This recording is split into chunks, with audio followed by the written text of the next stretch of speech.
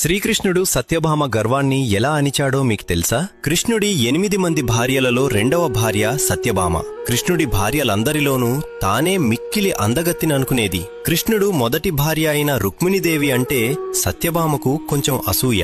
ఆ రోజుల్లో భూమి మీద సత్యభామ తండ్రే అత్యంత ధనవంతుడు. అందుకే సత్యభామ చిన్నప్పటినుంచే ఎంతో గారాబంగా పెరిగింది. అందువల్ల సత్యభామ అందరితో ఎంతో పొగరుగా నడుచుకునేది. ఒకరోజు శ్రీకృష్ణుడి పుట్టినరోజు వచ్చింది. అందరూ బహుమతులిస్తుంటే సత్యభామ తన ప్రేమని, తన సంపదను అందరికీ చూపించాలి అనుకుంది. అందుకోసం తులాభారం చేయాలని నిర్ణయించుకుంటుంది.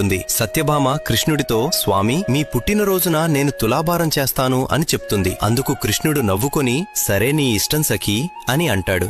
సత్యభామకు కృష్ణుడు ఎంత బరువు ఉంటాడో బాగా తెలుసు. అందుకే అంత బంగారం సిద్ధం చేసుకుని ఉంటుంది. మొదట్లో బంగారం పెట్టగానే కృష్ణుడు కొంచెం కదులుతాడు. అది చూసి సత్యభామ నవ్వుతూ, ఇంకా కొంచెం బంగారం వేయండి చాలు అనంటుంది. ఇక అప్పటి నుండి సేవకులు ఎంత బంగారం పెడుతున్నా కృష్ణుడు ఒక్క అంగుళం కూడా కదల్లేదు. సత్యభామ కంగారు పడుతూ తన తండ్రికి కబురు పంపింది. అతను ఎంత బంగారం తెచ్చి తులాభారంలో వేసినా కృష్ణుడు మాత్రం కదలలేదు. కృష్ణుడు నవ్వుతూ, ఇంకా ఎంతసేపు ఇక్కడే కూర్చోవాలి సత్యభామ అని అంటూ ఉంటాడు. చివరికి సత్యభామ తన ఒంటి మీద ఉన్న నగలన్నీ వేసింది. కాని ప్రయోజనం మాత్రం ఏమాత్రం ఉండదు. సత్యభామ బాధతో రుక్మిణి వైపు చూసింది. రుక్మిణి చిరునవ్వుతో తోటలోకి వెళ్లి తులసి చెట్టు నుంచి 3 తులసి ఆకులు తీసుకొచ్చి వాటిని తులాభారంలో వేసింది. అంతే, క్షణాల్లోనే కృష్ణుడు కూర్చున్న వైపు పైకి లేచింది. అప్పుడు సత్యభామకు అర్థమవుతుంది, కన్నయ్య నాకు బుద్ధి చెప్పడానికే ఇదంతా చేశాడు అని. మీకు